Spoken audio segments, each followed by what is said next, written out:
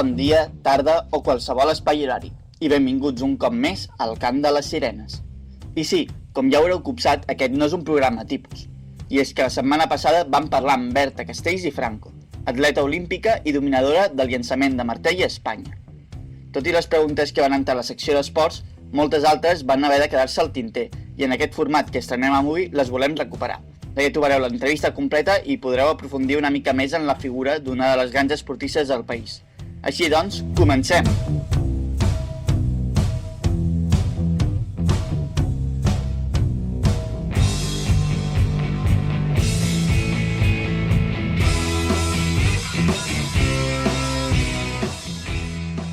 D'on ve aquesta especialització en el llançament de martell? Quin va ser el detonant que et va fer veure que podries arribar a les màximes competicions nacionals i internacionals? Doncs jo vaig començar l'atletisme amb 12 anys.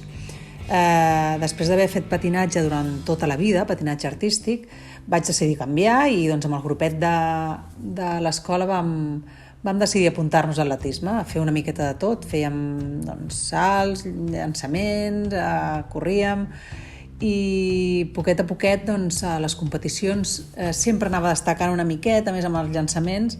Les curses em feien molt pesades i els salts doncs, també m'agradaven molt. Però ja et dic, els llançaments sempre he destacat una miqueta més i el meu entrenador ja llavors, que és el José Luis Velasco, que és el mateix entrenador que tinc ara, doncs a mi i a uns quants més ens agafava després dels entrenaments per fer alguns exercicis i provar alguna coseta més i poquet a poquet doncs, vaig anar destacant. El llançament de martell se'm donava relativament bé i aconseguia fer coses que potser molta gent li costaven una miqueta d'una manera més fàcil i això em va donar moltes opcions doncs, a les competicions d'aconseguir bons resultats i de cada vegada anar escalant més i les marques anar millorant-les i doncs, aconseguir resultats bons que suposo que en aquesta edat de 13-14 anys doncs, quan et veus que vas aconseguint cosetes i l'entrenament i les coses que fas t'agraden doncs encara t'enganxa més. I un punt d'inflexió en veure que podia arribar a competicions importants, doncs ja et dic, com que tot això ha sigut sempre des dels inicis com un hobby, com una cosa que m'agradava, que no ho feia per obligació ni molt menys i poquet a poquet vaig anar millorant i arribant a competicions, doncs, competint a nivell nacional i internacional, però no hi va haver cap punt d'inflexió ni cap moment en concret que diguis, crec que puc arribar a un campionat del món o uns Jocs Olímpics. Els primers anys, t'he de ser sincera, i tot em va anar venint una miqueta sense esperar-m'ho. Jo anava competint, anava fent rècords, anava guanyant medalles, això m'agrada cada vegada més i els resultats encara em donen més energia. I els primers anys va ser així. Després ja, quan aconsegueixes anar a les competicions amb la selecció espanyola absoluta, amb la gent que sempre has vist per la tele i que doncs, ara ets company i companya d'elles i d'ells, doncs llavors ja comences a plantejar-te les coses i dir, potser sí que això doncs, podré aconseguir cosetes importants i encara t'hi poses més a tope a treballar i a entrenar. Quin és l'element més important a treballar en el martell? Doncs jo crec que l'element més important tant en els llançaments com en altres proves de l'atletisme crec que és la tècnica i en el de martell doncs també. La tècnica és fonamental, tot i que molta gent es pensa que tot és força o tot és ser gran, ser fort, sí que influeix i està clar que a vegades ajuda, a vegades no tant i a vegades no és necessari perquè veiem tipologies de llançadors i llançadores molt diferents, no tots són grans i molt forts, n'hi ha de més petits, més primets i n'hi ha de tot tipus.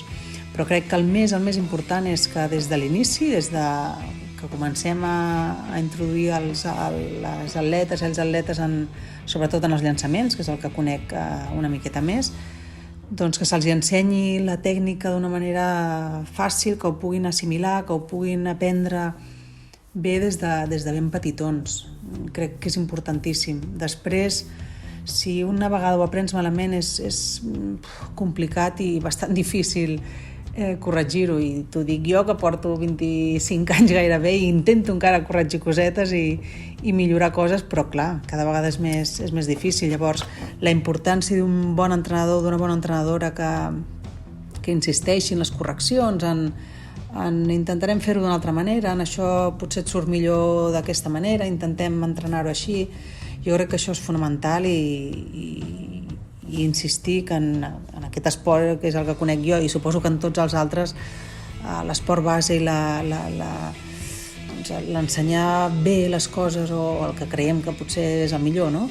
Als petitons des de l'inici, doncs crec que és important pel seu desenvolupament i perquè arribin a saber fer les coses bé i bueno, que intentin que els surti de la millor manera possible.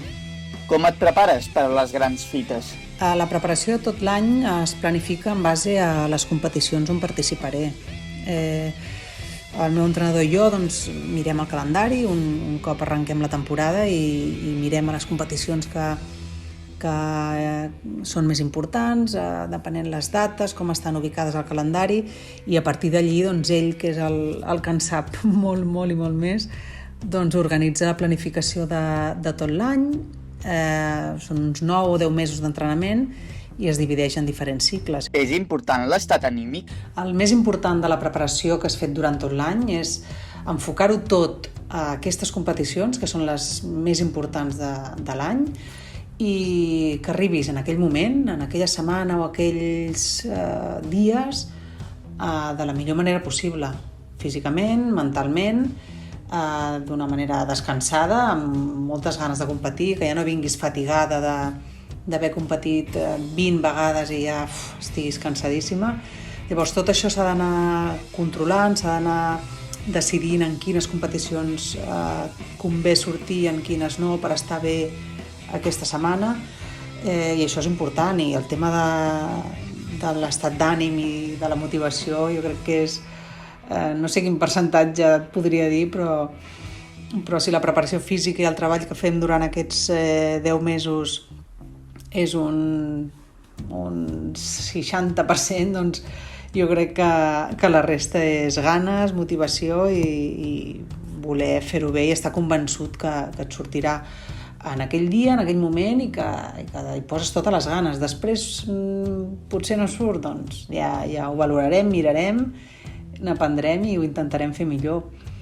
Però si una competició s'hi va derrotat o amb dubtes, amb pors i no massa segura d'un mateix, doncs jo crec que això és complicat donar al 100%, perquè tot i no estar bé durant unes setmanes entrenant, quan arribes a la competició jo crec que això s'ha d'oblidar i tot i no estar del tot bé o com t'agradaria estar-hi, jo crec que aquest plus de nivell mental, tenir-ho claríssim, i a nivell de motivació estar al 200%, jo crec que t'ajuda i et dona aquest plus que dic a aconseguir la marca que potser no esperaves, doncs, referent als últims entrenaments que havies fet.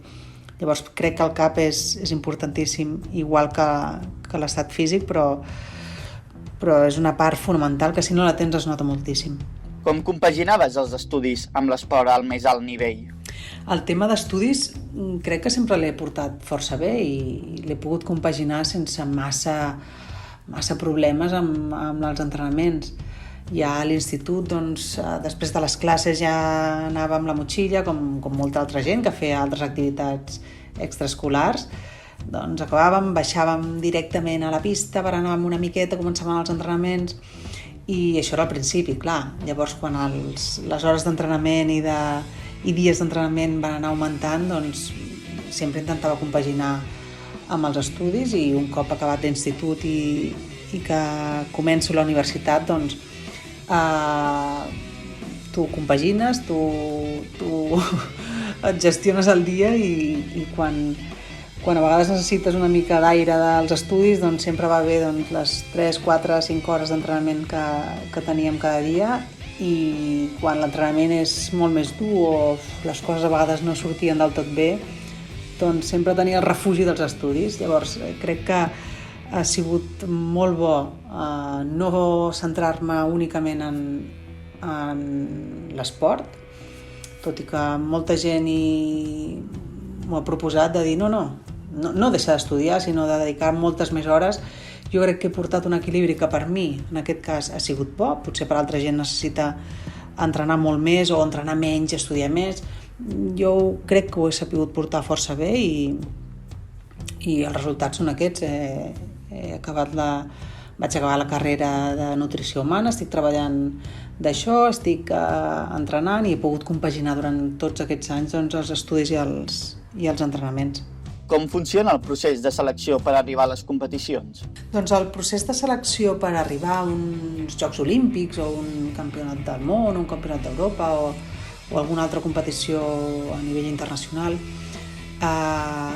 es basa únicament en unes marques que estableix la Federació Internacional i la Federació Espanyola, i són marques que tu durant certes competicions de l'any has d'intentar superar.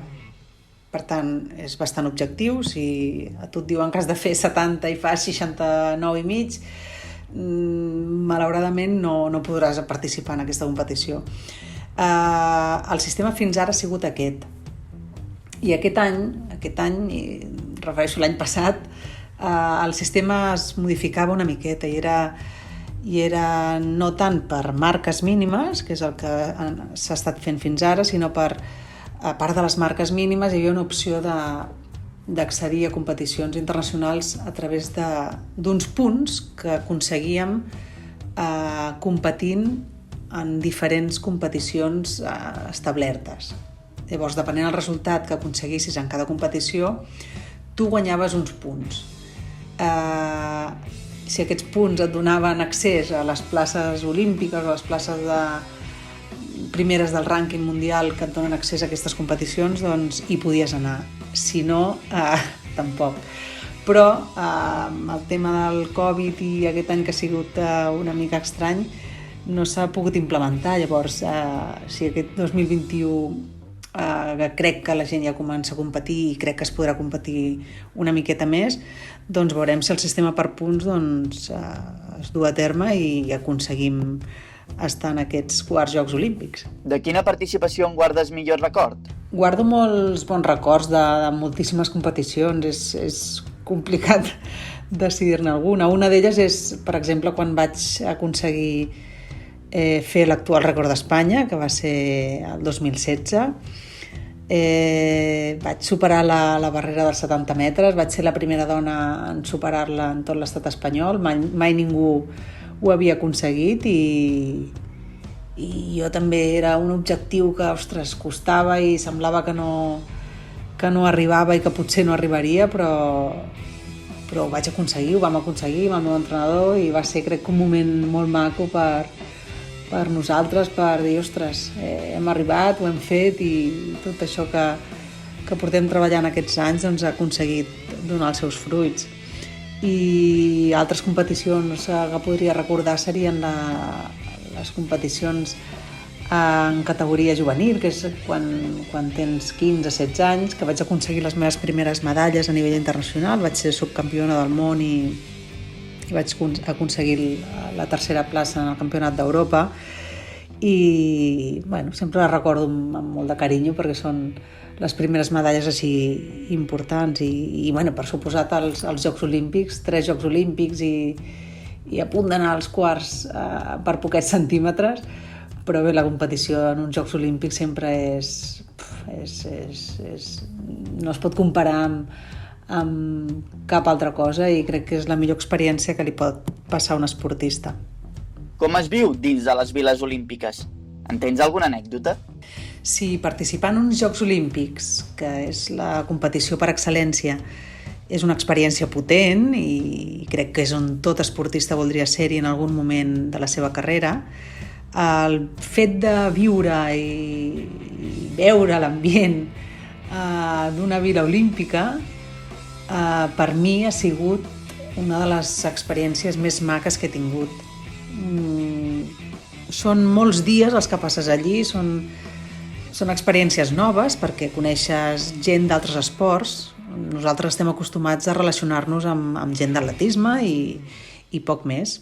I el fet de que cada 4 anys uns Jocs Olímpics et donen l'opció de poder retrobar-te i poder tornar a compartir en algunes ocasions setmanes i setmanes de convivència amb gent de bàsquet, amb gent d'handbol, amb gent de gimnàstica, amb gent d'altres esports, de natació, això fa doncs, que la teva experiència sigui molt més potent i molt més enriquidora i que coneguis doncs, altres esports, et fa conèixer gent, et fa conèixer especialitats que no sabies i es forma com una petita gran família, que això són els tòpics de les viles olímpiques, que entre tots doncs, ens anem recolzant, anem sempre que podem a veure una competició de gimnàstica, per exemple, o un partit de bàsquet, o demà naden les noies de sincronitzar, doncs si podem gaudim de les diferents competicions que hi ha al voltant de la Vila Olímpica i que potser en altres ocasions no tindríem la possibilitat. I la resta de gent doncs, també aprèn i ens coneix i quan competeixes i quan i com ha anat i demà tornes a competir, doncs es fa aquestes relacions amb gent que no tenim normalment l'opció de relacionar-nos i de conèixer-nos. I jo crec que la vida en les viles olímpiques, que són, en definitiva, són com uns apartaments, són com blocs de pisos, que estem allí dividits normalment per països i fem vida, doncs, vida normal. T'aixeques, doncs, tens els menjadors per esmorzar, pots anar a posar la roba a la rentadora, tens bugaderies, tens sales de jocs, hi ha 1000 coses per fer, 1000. I clar, doncs jo no sóc massa fanàtica, per no dir gens, però pots estar dinant i tenir a Michael Phelps dinant al costat teu. Això ja, clar, arriba un punt que mig acostumes a tenir gent tan important, amb tantes medalles olímpiques, o amb tantes competicions guanyades i de nivell tan important al teu costat, i que són gent que ha vingut a intentar fer-ho el millor possible, igual que tu. Per tant, la vida a la Vila Olímpica, doncs tots acabem sent iguals, tots acabem dormint als mateixos llocs, menjant als mateixos llocs i passant l'estona i les hores mortes doncs, als mateixos llocs. I això jo crec que és molt enriquidor per tots els esportistes i és fantàstic. Crec que és de les millors experiències que recordaré. Com organitzeu el viatge i l'estada? Rebeu algun tipus d'ajuda de l'Estat? Tots aquests viatges dels Jocs Olímpics o dels Campionats del Món o Campionats d'Europa, competicions internacionals, s'organitza a través de les federacions, la Federació Espanyola o el Comitè Olímpic Espanyol o el Comitè Olímpic Internacional. Ells són els que organitzen les estades, els dies, els viatges i es fan càrrec econòmicament del que costi cada viatge per cada esportista. I a nivell personal doncs, rebem ajuts de les diferents federacions, en aquest cas la Federació d'Atletisme. Sí que és veritat que els anys olímpics o el preolímpic, que és l'any anterior, el Comitè Olímpic Espanyol sí que destina una part del pressupost a fer-nos arribar ajuts una miqueta més importants per poder preparar els que seran els propers Jocs Olímpics. Però de totes maneres, i parlant a nivell personal, les quantitats i els ajuts que rebo en aquest cas tampoc són per poder viure, són per poder anar entrenant, per poder anar pagant les meves despeses d'entrenaments, de material i de poder doncs, preparar-me de la millor manera per estar en les competicions més importants. Però viure d'això no puc fer-ho, així que he estudiat per poder intentar treballar de nutricionista, que és el que estic fent, i compagino les dues coses, així que viure de l'esport, que és el que potser més m'agradaria, malauradament no puc fer-ho. Quin consell donaries a totes aquelles esportistes que comencen a competir? Consells que donaria a tots els esportistes que comencin a competir, o els més petits que comencen en l'esport, jo sempre dic el mateix, i tant si es competeix com si no, que sí que la competició és, jo crec que aquesta adrenalina i aquesta motivació i aquestes ganes d'intentar superar-te i intentar fer-ho bé, crec que és maco, i crec que des de petits està bé que es vagi aprenent i que s'aprengui a guanyar, a perdre, que ho has intentat fer molt bé però no t'ha sortit tan bé, que avui ha sigut el millor però demà hi ha algú que ho ha sigut més que tu. Això és l'esport, és la vida i ho és tot. Per tant, sempre que parlo amb la gent més jove, sobretot, que són els que comencen, això sempre els hi deixo molt clar. I una de les coses que sí que sempre insisteixo i que potser a aquestes edats tan joves és complicat, però que facin l'esport que més els agradi, que no el pare, la mare digui has de fer això perquè els teus germans també, o un mateix diu no, jo faré el mateix esport que fan els meus amics. Si t'agrada, perfecte, però si no t'agrada jo recomanaria que canviessin, que segur que trobarem algun lloc on et sentiràs bé, on els nens es sentiran bé i que estan fent una cosa que li agrada. Siguin millors o pitjors, competeixin a nivell català, a nivell nacional, a nivell internacional, a nivell... Això jo crec que poquet a poquet, i sobretot si els hi agrada, poquet a poquet s'anirà posant tot a lloc, i tampoc tots no podem ser campions olímpics, tots no podem... No hi hauria medalles per tothom, ni pòdiums per tothom. Llavors que sobretot els més joves comencin en l'esport, que facin qualsevol esport, que això sí que és important, i que cara a les competicions doncs que poquet a poquet aniran aprenent a gestionar els nervis, que sobretot les primeres competicions, jo això fins ara tinc nervis, llavors això no marxa, però sabran gestionar-ho i sabran portar-ho d'una manera doncs, que els hi vagi a favor i no en contra, que això també és molt important. Moltes gràcies, Berta, pel teu temps. Esperem que us hagi agradat aquest nou format i us emplacem a seguir-lo. Encara us esperen algunes sorpreses. Recordeu que podeu recuperar tots els programes de la primera i de la segona temporada a la pàgina web de Ràdio Cambrils, a YouTube, Spotify i iVoox. I ens podeu seguir a Twitter com El Cant Sirenes i a Instagram com El Cant de les Sirenes. Que vagi bé!